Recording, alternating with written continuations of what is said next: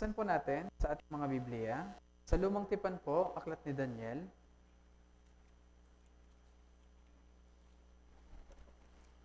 Si Daniel po, isa po siya sa mahalagang tauhan na sa Biblia, kung saan isa rin po siyang kabataan. Okay?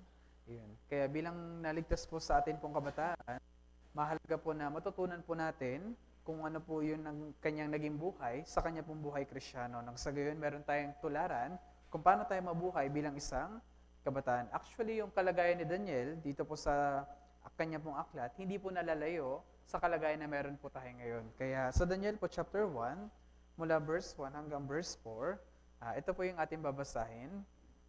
Sa Daniel po chapter 1, mula verse 1 po hanggang verse 4, yan. Para hindi po tayo antukin, babasahin po natin to ng sabay-sabay. Okay po? Kung nakita na, sa mga wala pong Bible, share na lang po. Mag-ipon na lang po para magkaroon tayo ng sarili natin Bible. Okay? So, sige po. Tayo natin verse 4, sabay-sabay, 3 to 1. Nang ikatlong taon na paghahari ni Jehoiakim, na hari ng Juda, dumating sa Jerusalem si Nebuchadnezzar, na hari ng Babylonia, at kinubkob iyon. At ibinigay ng Panginoon sa Jehoiakim, na hari ng Juda, sa kanyang kamay. Kabilang ang ilan sa mga kagamitan sa bahay ng Diyos, ang mga ito ay dinala niya sa lupain ng Shinar, sa bahay ng kanyang Diyos, at inilagay niya ang mga kagamitan sa kabangyaman ng kanyang Diyos.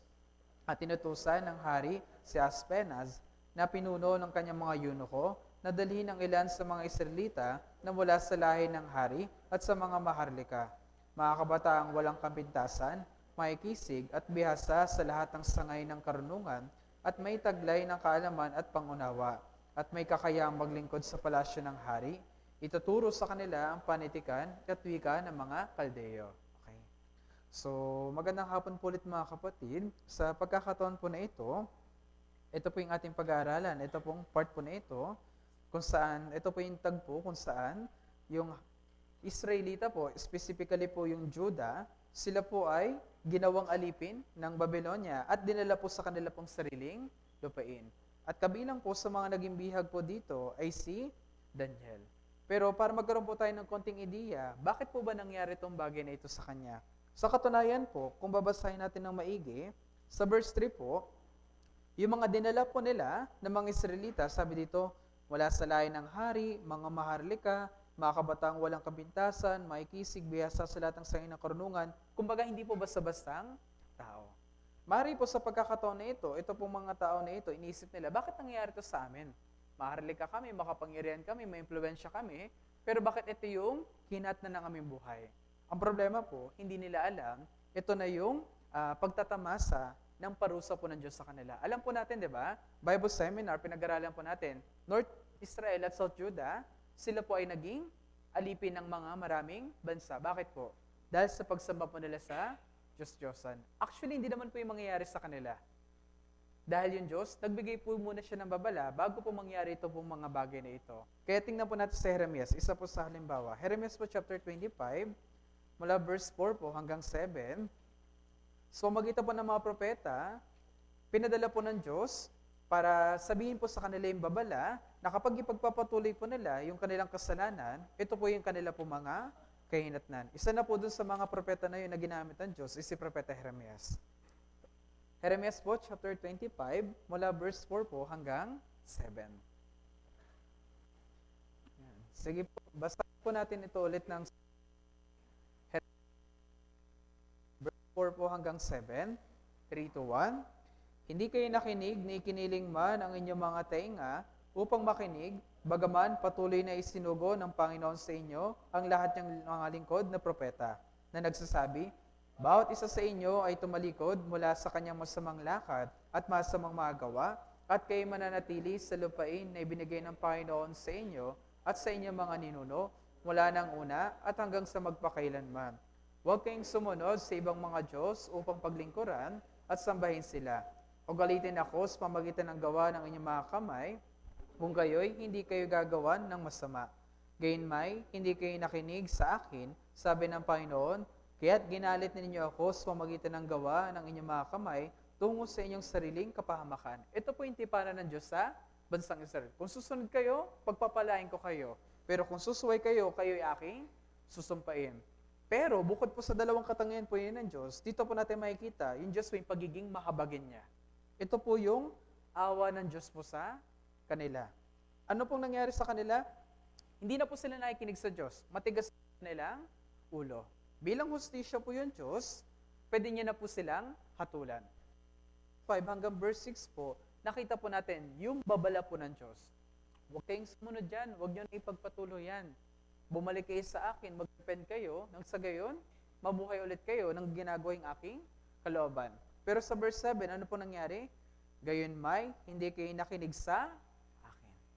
Same thing din po sa ating kaligtasan. Hindi kinakailangan ng gawa para tayo po ay maligtas. Ano pong mahalaga?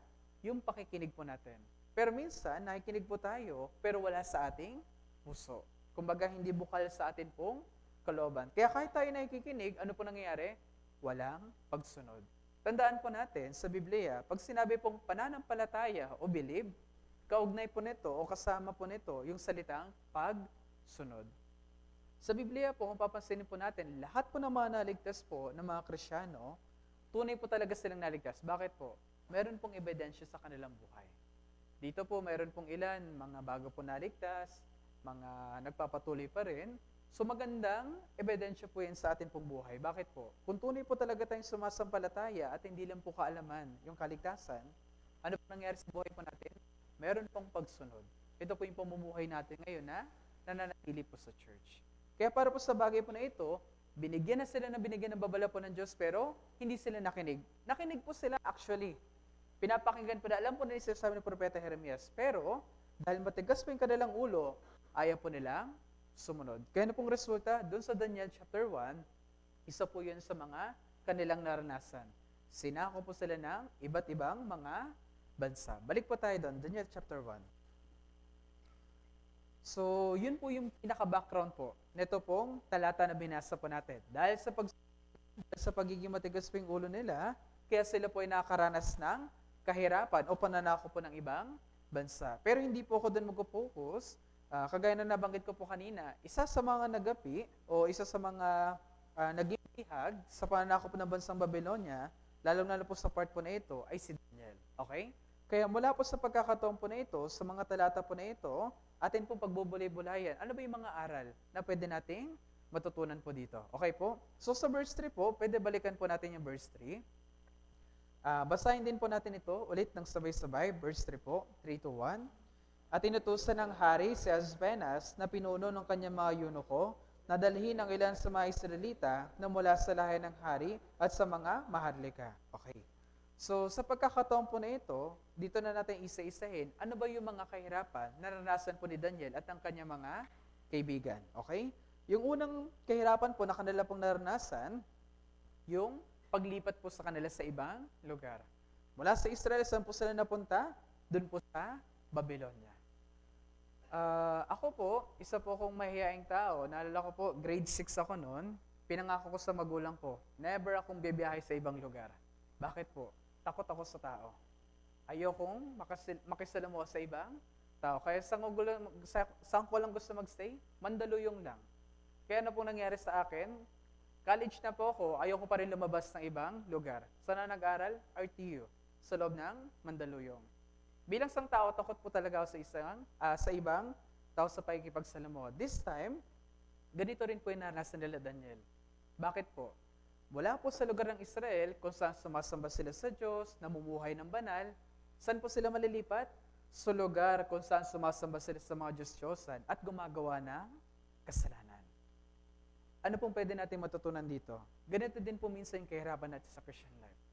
Sa workplace niya po, sa school niya po, sa bahay niya po, lahat po ba ligtas? Hindi, di ba? Ngayon po, anong resulta nang hindi po sila ligtas? Magkaiba po yung ating tinatangkilik. Tama? Kaya nga po, kapag nasa eskwelahan tayo, naalala ko rin po dati, first time ko magkatrabaho, takot na takot din na magtrabaho. Hindi naman nasa duwag ako bilang isang lalaki, pero ligtas na kasi ako that time.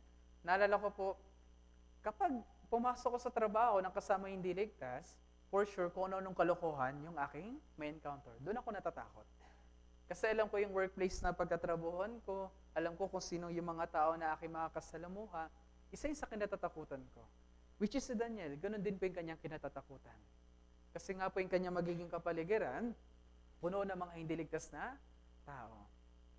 Sa Christian life po natin, bagaman meron tayong pagnanais na mabuhay ng banal sa harapan ng Diyos, ginagawa yung kanyang kalooban, pero sa oras na mahiwalay po tayo sa grupo ng mga banal, ano mangyayari po sa atin?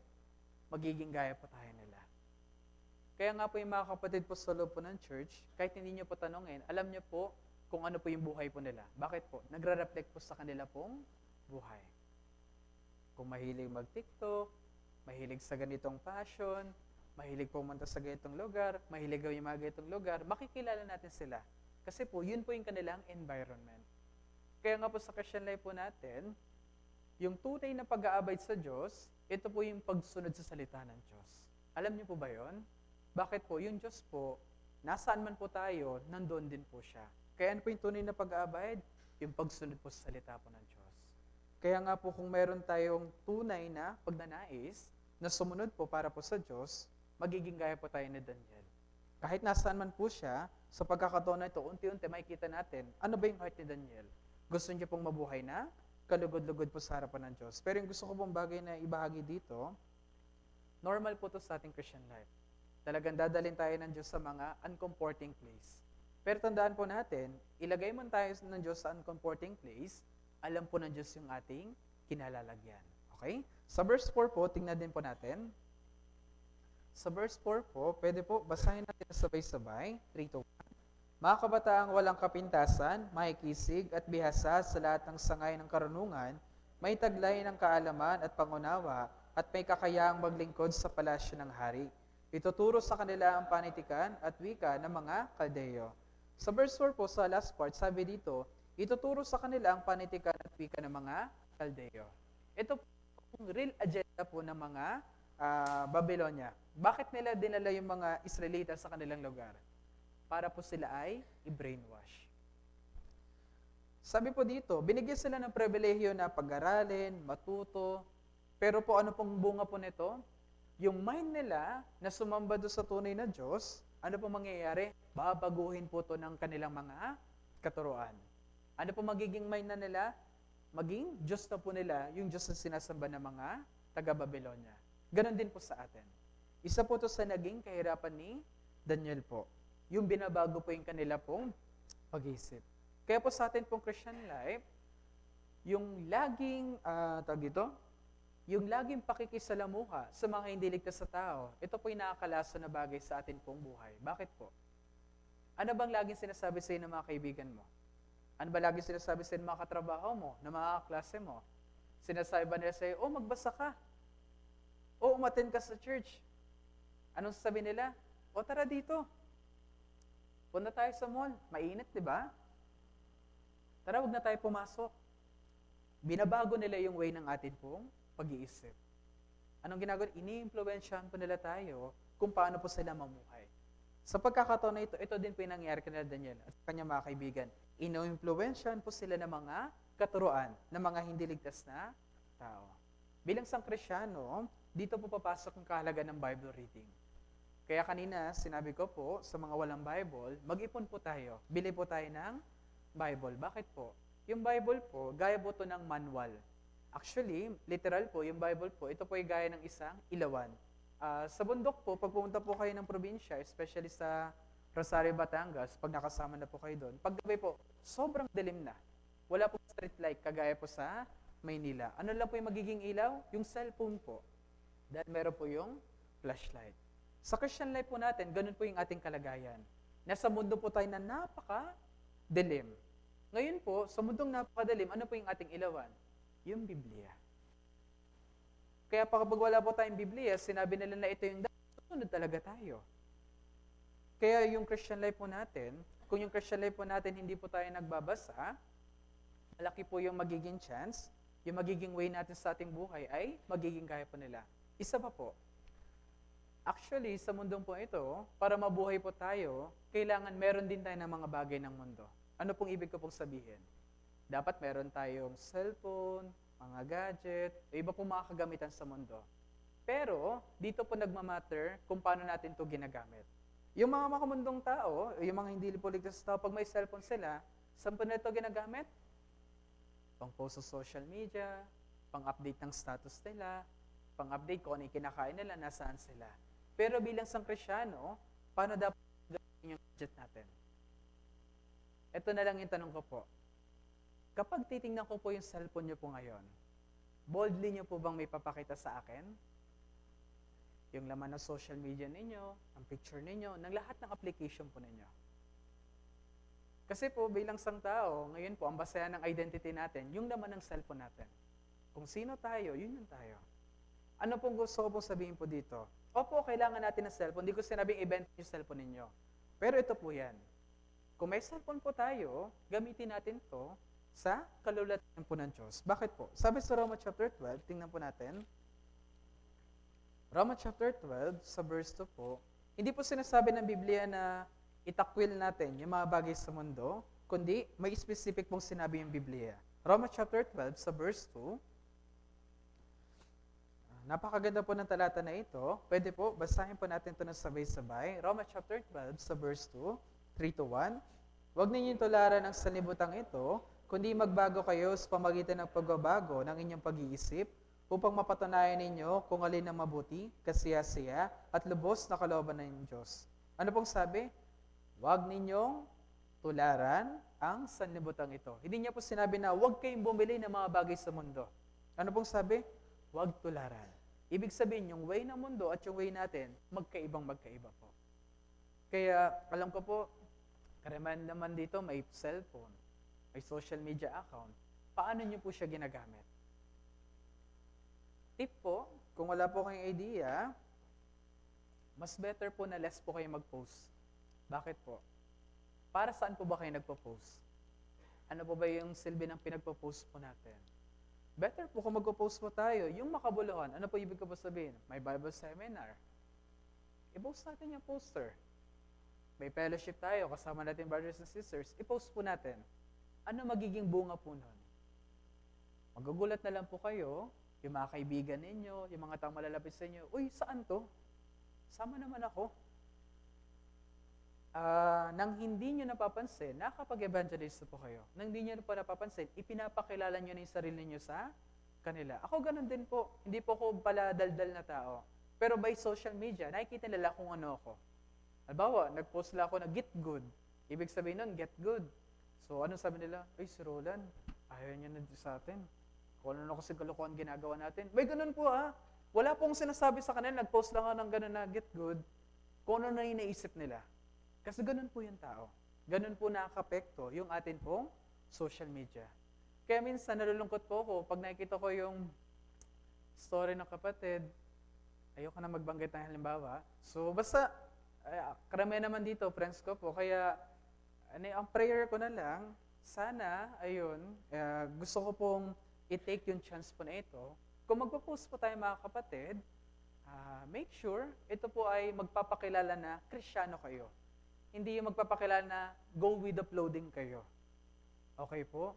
Kasi po sa ganitong pagkakataon po, wala na po tayong oras mga kapatid. Lately po, ang daming balita, sakit, digmaan, virus, puro problema. Kung hindi po tayo magdo-double time sa bagay po na ito, ano na lang po. Kaya yung social media po, napakaganda po nitong weapon din po for evangelism. Bakit po?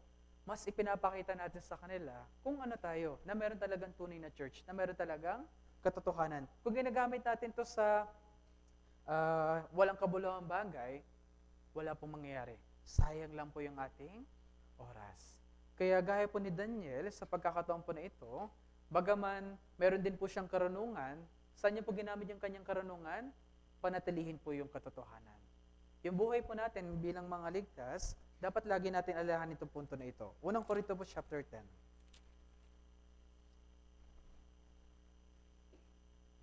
Kapag meron po tayong ganitong palaging mind, anuman yung meron po tayo, gadgets, social media, pag-aari, pera, oras, ito po yung lagi natin isasaalang-alang. Unang Korinto chapter 10, verse 31. Pwede po, basahin natin ang sabay-sabay, 3-1.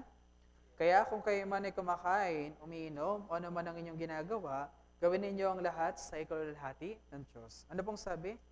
Gawin ninyo ang lahat sa ikalululuhati ng Diyos. Bakit in-example po dito yung kumain o uminom? Sa school po, pag kumakain po kayo sa canteen po ninyo, sa cafeteria po ninyo sa workplace, nananalangin po ba kayo? O sa CR kayo nananalangin? Tapos pagdating sa table, sa kayo kakain. Baka may ganun po dito. Ako naranasan ko po yun. Ayun. So, binubunyag ko po yung sarili ko po. So, ganun po ako kahiyang tao. Kahit yung Christian life ko, talagang grabe po yung kahiyang ko na takot mag-pray. Kasi wala ka close sa kaibigan. Biruin niya po yun, nakapalibot yung maraming tao, tapos biglang mayuyuko, tapos walang gagawin. Parang nag-overthink ako. So kaya, nung naligtas po ako nung estudyante ako, isa yun sa mga regret ko po actually. Pero sa biyaya naman ng Diyos, na-overcome ko po yun. Hanggang sa, nung na-overcome ko po yun, nagagawa ko na mag-pray ng boldly. Dumating pa yung pagkakataon, nagkaroon ako ng mga kaibigan. Ngayon po, kahit hindi ko pinapakilala sa sarili ko sa mga kaibigan na Kristiyano, ligtas ako, every time nakakain kami magkakasama, ako lang nag-pray sa kanila. Kaya ano po yung trato nila sa akin? Hindi gaya nila. Alam nila, between sa aming magkakaibigan, merong boundary. Merong kaibahan. Yun dapat yung maset po natin sa ating po mga kaibigan. Maganda po na may kaibigan po tayo, pero dapat meron tayong boundary o limit po between sa ating mga kaibigan. Bakit po? Kung wala po, kung ano yung ginagawa nila, gagawin din natin. Kung ano iniisip nila na ganun sila, iniisip din nila, ganun din po tayo sa kanila. Kaya sa simple action po, na pag-pray, pagko-consider po kung ano yung bagay na makakapagbigay-luwalhati sa Diyos, malaking impact po to para sa atin po mga nakapaligid sa atin. Okay po? So, hindi ko po alam kung sino yung mahihayin po dito, pero ako po, napaka-mahihayin tao din po ako, kaya hindi ko po alam na nasa harapan na po ako ngayon. Okay? Pero ang punto ko po dito, lagi po natin ilalahanin, lahat ng gagawin natin, lahat ng action po natin dapat, malululhati po yung Diyos. Yun po yung ginawa ni Daniel. Lagi niya po inaalala po itong bagay na ito. Balik po tayo, Daniel chapter 1 po. Daniel chapter 1 sa verse 5. Yung pangatlong bagay po na naging struggle po ni Daniel, so hindi lang po yung mga sister nag-struggle dito, new diet. Okay? So, nagkaroon po ng new diet din sila Daniel. Basahin po natin para at least, baka sabihin nagbibiro lang po ako. Verse 5 po, basahin po natin ng sabay-sabay, 3-1. Ang hari ay nagtakda sa kanila sa araw-araw ng bahagi mula sa pagkain na kinakain at alak na iniinom ng hari. Sila'y tuturuan sa loob ng 3 taon upang sa katapusan ng panahong iyon ay may lagay sila sa bulwagan ng hari. Ano pong nangyari dito? Yung hari po ay nagtakda sa kanila ng pagkain mula sa mga binibigay sa mga Diyos-Diyosan. Ito po ay araw-araw. Sa madaling salita, parang buffet araw-araw. So kung buffet po talaga araw-araw, mababago talaga yung diet po natin. So sa pagkakataon po na ito, bakit siya naging problema? Binibigyan lang sila ng pagkain. Sa Diyos po, yung pagkain po sa mga ibinibigay po sa mga Diyos-Diyosan, ito po ay malinaw na kasalanan o pagtaksil po sa Diyos. Kaya sa pagkakataon po na ito po yung problema ni Daniel. Napakagandang privilege, napakagandang opportunity. Bibigyan ng free education, bibigyan ng makakain araw-araw. Hindi basta-basta pagkain po ito, talagang quality po ito na pagkain. Pero lahat ng mga ito po ay laban po sa Diyos. Kaya sa pagkakataon po na ito, dito natin makikita, si Daniel po, dito po siya nagkaroon ng pagpapasya sa kanyang puso na hindi niya po durungisan yung kanya pong puso. Kaya sa pagkakataon po na ito, bilang isang Kristiyano, dapat po nating isipin mga kapatid, hindi lahat ng opportunity sa mundo makakabuti para sa atin. Totoo po, napakarami pong opportunity na ibinibigay sa mundo. Pero lahat po ng mga ito, hindi lahat ng mga ito ay para po sa ikalulahati po ng Diyos. Kaya dito po papasok yung kahalaga ng pakikipag-fellowship, pa-counseling, hinigit sa lahat yung prayer po mga kapatid. Kaya sabi po sa Biblia, tingnan po natin, Efeso po chapter 4, sa verse 14 po. Efeso chapter 4, sa verse 14. Efeso chapter 4, verse 14. Pwede po, basahin po natin na sabay-sabay. 3-1. Tayo wag nang maging mga bata na tinatangay-tangay ng mga alon at dinaladala ng mga hangin ng aral sa pamagitan ng pandaraya ng mga tao. sa magitan ng kanilang mga katusuhan sa paraang mapandaya. Sabi po dito, tayo wag nang maging mga bata. Bakit po dito nila hinalimbawa yung bata? Halimbawa po si Levi, bigyan nyo ng pagkain po yan. Susunod po yan kagad sa inyo. Ganon din po sa ating buhay. Hindi po tayo dapat maging bata. Na binigyan tayo ng magandang opportunity, magandang sahod, magandang trabaho, ay sige, go tayo. Hindi po ganon ang isang Kristiyano. Ano ba yung Kristiyano po? Dapat lagi pong inaalala, kung gagawin ko ba to, malulugod ba yung Diyos? Kasi kung hindi po, tayo po ay bata pa rin sa atin pong pananampalataya. Kaya sa atin pong Christian life, mga kapatid, mahalaga po na lagi natin pinag-iisipan yung lahat ng action po natin. Decision man sa buhay. Kung umaten po kayo last kasal, lagi po itong sinusermon sa mga kasal. Kung ano yung magiging decision natin, ano pong sabi po doon, ito yung magiging resulta ng ating buhay. Kaya mga kapatid, especially tayo pong mga kabataan, hindi tayo pwedeng pabigla-bigla sa ating mga desisyon na, ay, maganda to, sige, go ako. Hindi po ganon. Ako rin po, pagkakamali ko po yun before, ganun po akong klase na tao. So, sobrang bilis ko mag-isip, sobrang bilis ko mag-desisyon, ano nagiging resulta ng ginagawa ko? Palpak. Failure. Natitisod ako. Kaya hanggang sa nakabangon ako, natuto ako, ito yung natutunan ko, huwag na maging bata. Pansin niyo, walang kaibahan ng bata sa matatanda. Pag sinabi mo sa bata yung ganito, maniniwala kagad sila. Tama?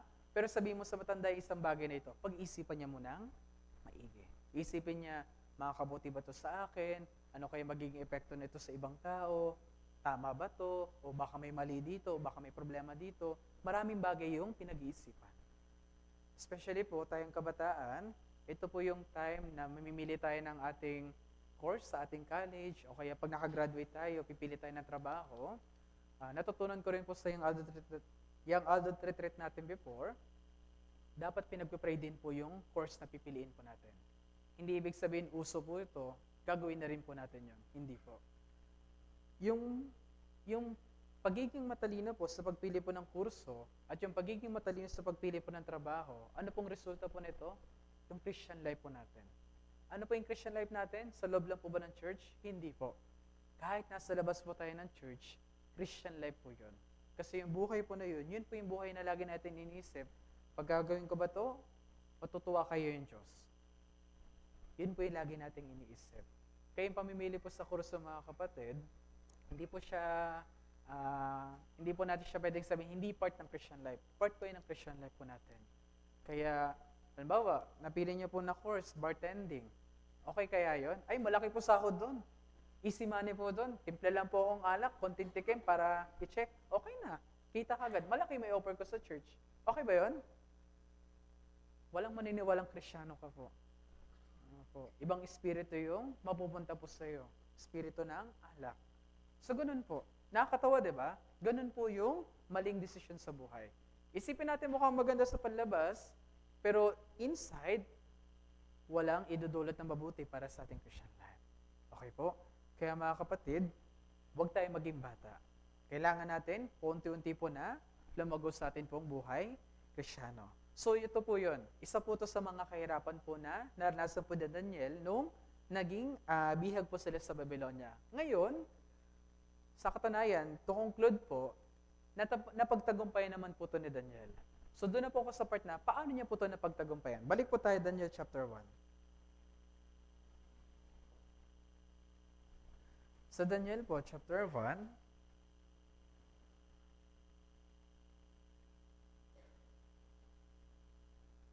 to conclude po na talaga napagtagumpayan po ito ni Daniel, verse 8 po, pwede po, basahin po natin ng sabay-sabay. Daniel chapter 1, verse 8 po.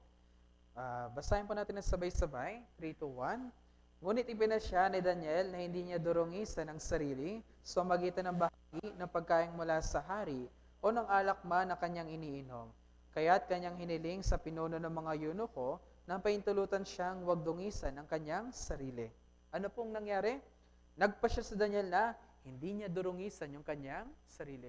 Kasi lahat ng mga bagay na yun, yung pagtuturo ng ibang karunungan, yung pakikisalamuha sa pamumuhay ng ibang tao, yung pagkain ng mga ganitong bagay, lahat po ng mga yun ay pagdungis po sa kanyang buhay.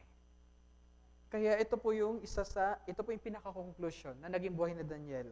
Nagpasya po siya na hindi niya durungis ang kanyang sarili. Pero himay-himayin po natin to. So unang bagay na pwede natin matutunan kung pagbubulay-bulayan po natin ito, si Daniel po ay isang tapat na tao. Ano pong ibig sabihin ng tapat? Tapat po sa isang bagay. May dumating man na maraming bagay, hindi po siya natinag po sa mga yun. Hindi niya po ipinagpalit yung bagay po na yun. Tingnan po natin sa unang Pedro po, chapter 4. Unang Pedro po, chapter 4, sa verse 12 po hanggang 13.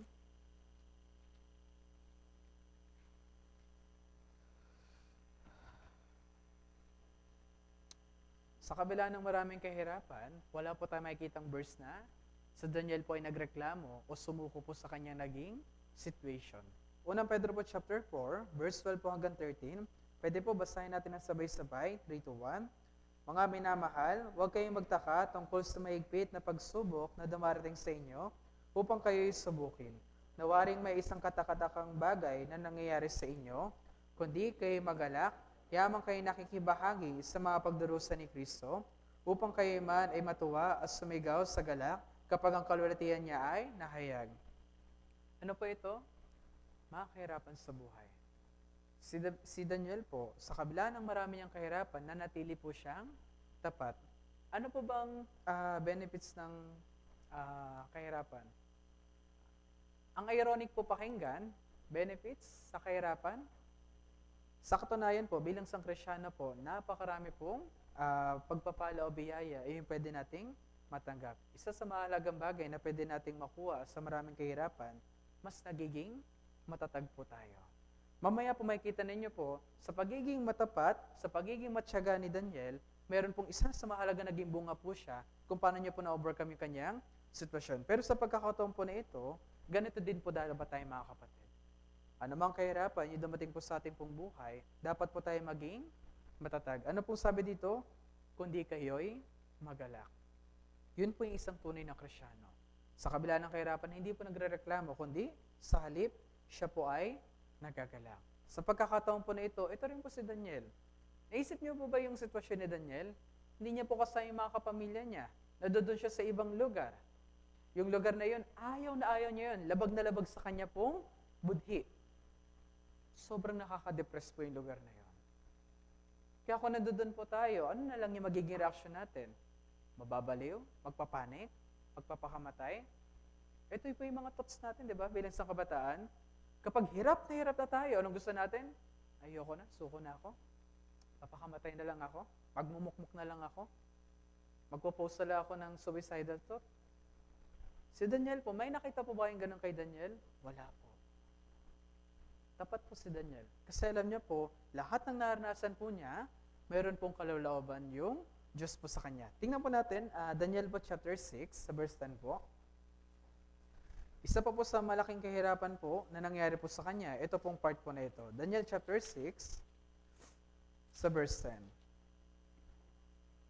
Ito po yung time kung saan may mga nagsumbong sa hari na magpasya yung hari na gumawa ng isang batas kung saan kung sino man yung mahuli na nanalangin sa sino mang tao, sa sino mang bagay, ay kanilang dadakpin. Pero ano po yung naging puso ni Daniel? Tingnan po natin. Verse 10 po, basahin natin ng sabay-sabay. 3, 2, 1. Ngunit di nagtagal, narito, isang kamay ang humipos sa akin at ako'y tinayo. Ay.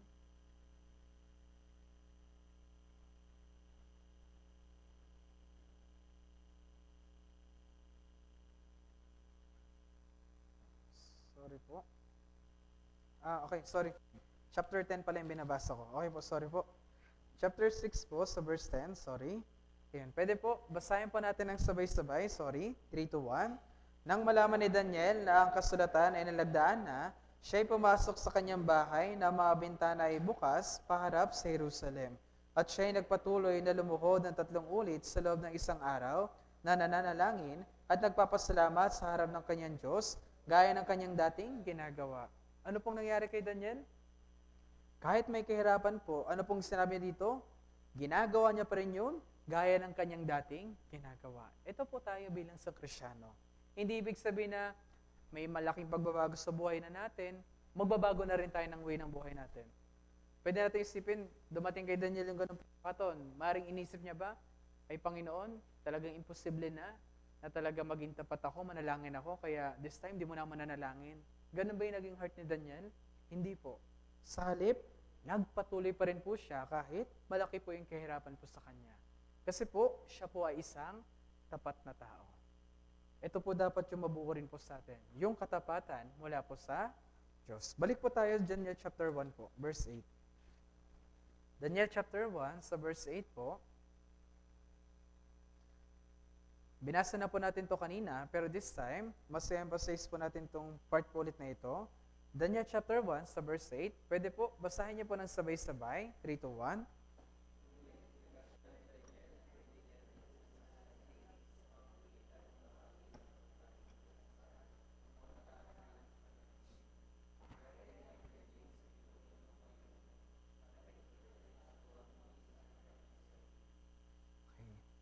Sabi po dito, pinasya ni Daniel na hindi niya durungisan ang sarili.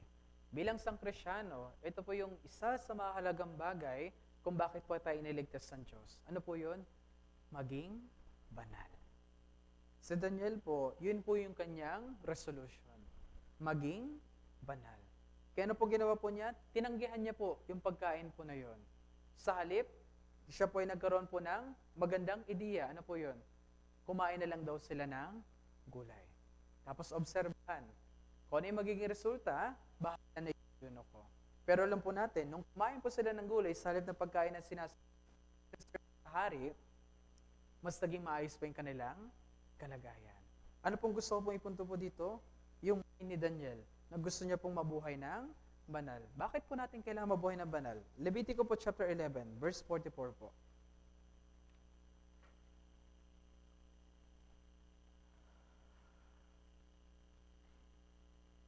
Levitico po chapter 11, sa verse 44.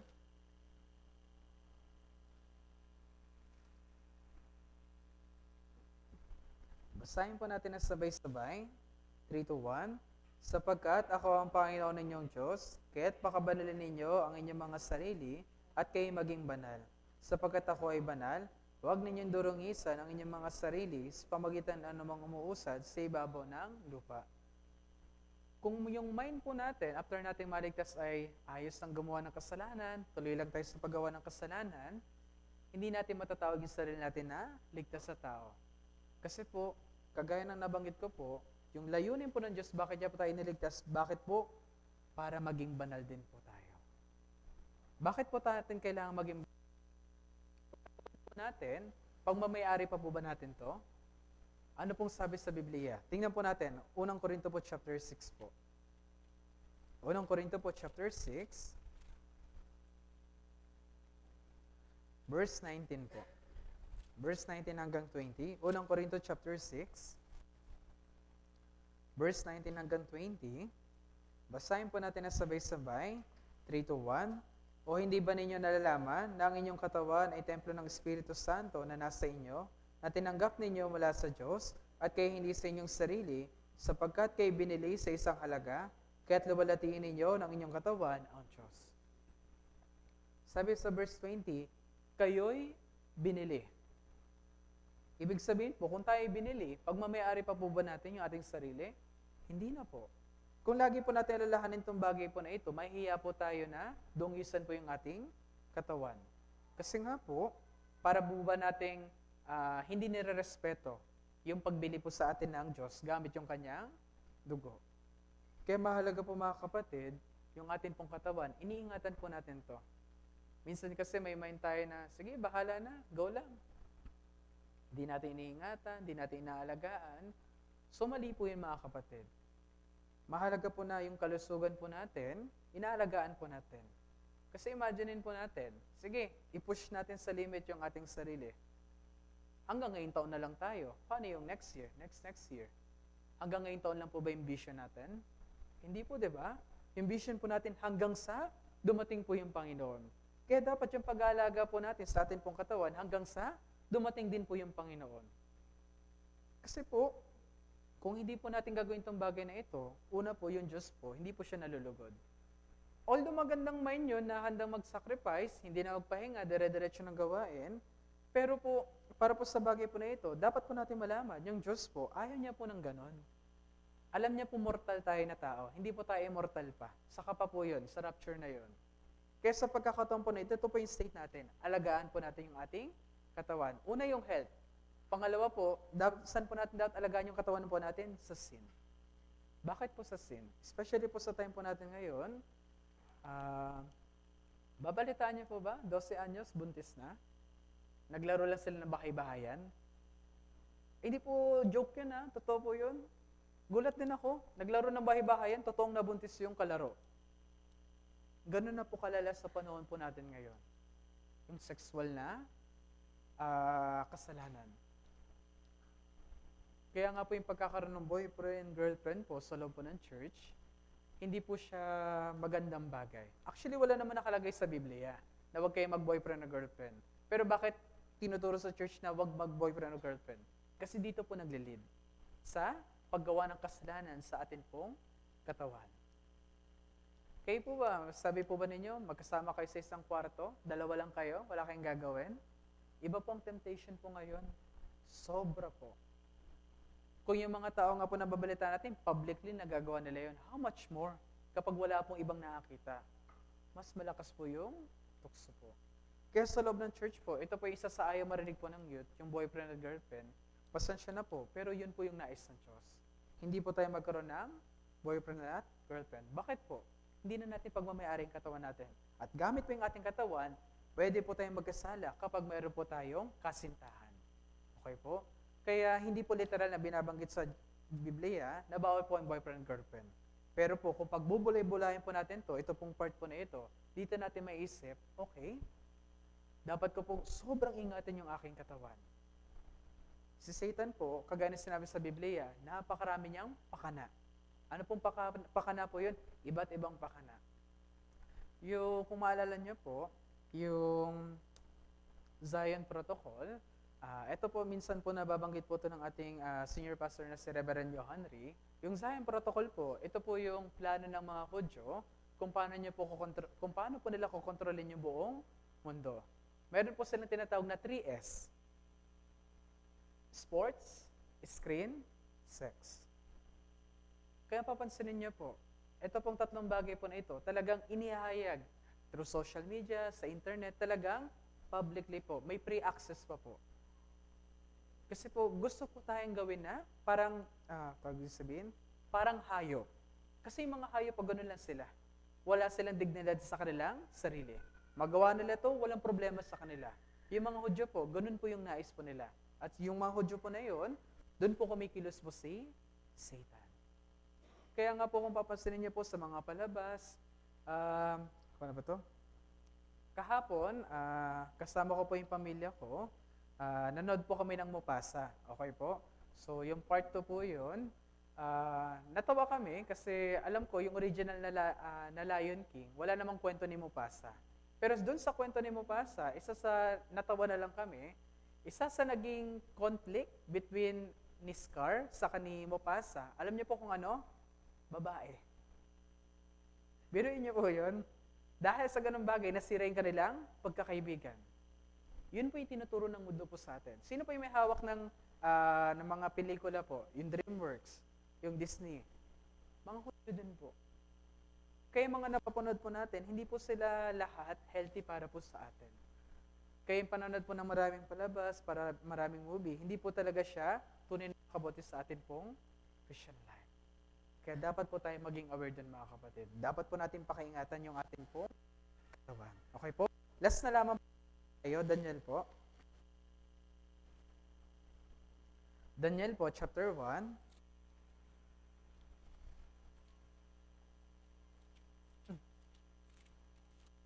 Daniel po, chapter 1, sa verse 10.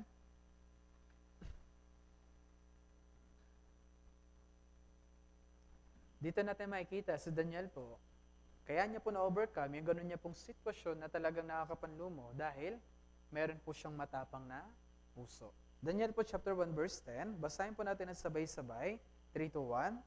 Sinabi ng pinuno ng mga eunuko kay Daniel, ako'y natatakot na baka makita ng aking Panginoong Hari na nagtakda ng inyong pagkain at inumin, na kayo ay nasa masamang kalagayan kaysa mga kabataan na inyong kasing gulang. Kaya't ilalagay ninyo sa panganib ang aking ulo sa hari. Ano po nangyari?